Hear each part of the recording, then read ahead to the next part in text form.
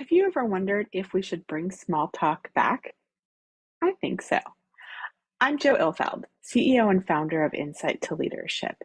And I used to give this talk pre-COVID where I would talk about how sometimes the most important parts of the meeting were the small talk that you had as you're entering the room and everyone's sitting around and talking, waiting for some others, or as you're leaving the room, because it's often that small talk that really bonds you to people, that gets you to share similar experiences. Oh, you saw that movie this weekend? I saw it too.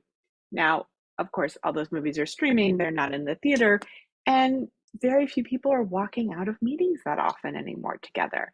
More often, we are clicking on a button, entering a Teams or a Zoom or whatever meeting, and then the minute it's over, boosh, everyone is gone and off to their next thing.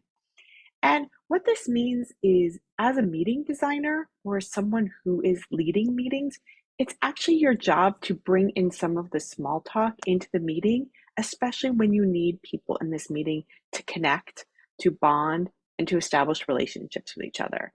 So if this is an ongoing team, that's a great thing. If this is a cross-functional collaboration where people will need things from each other over the course of the collaboration, helping them get to know each other first and continuing that throughout is really helpful. The best suggestion I know for this, I learned from Jenny Sauer Klein at Scaling Intimacy.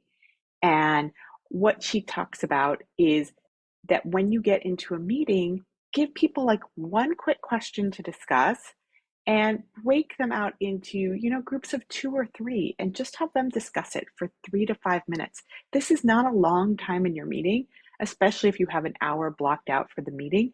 And when people come back, you'll notice the mood is generally lighter. People have had an actual connection with someone despite it being in a virtual medium.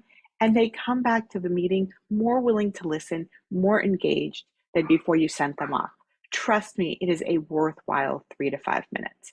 So, what you want to do when you're coming into the meeting is just think of one fun question. It could be something relevant like, what was the last time you laughed? Or what was the best thing you did this weekend and why was it the best thing? One of the standard ones, which I love, but it's a little bit more towards 5 minutes, and the 3 minutes is a rose, thorn, bud. What's going well, what's not going well, and what's something that's growing or opening up for you. That is a really beautiful thing for people to share. But if you're not sure that your people will share, start out with something simpler. Hey, how'd you get your name? Where did it come from? Or what's your favorite thing about the neighborhood where you grew up? So experiment with some of these questions, give people just a tiny bit to connect on a more personal level, and let me know below. What did you think of that? How did it work for you?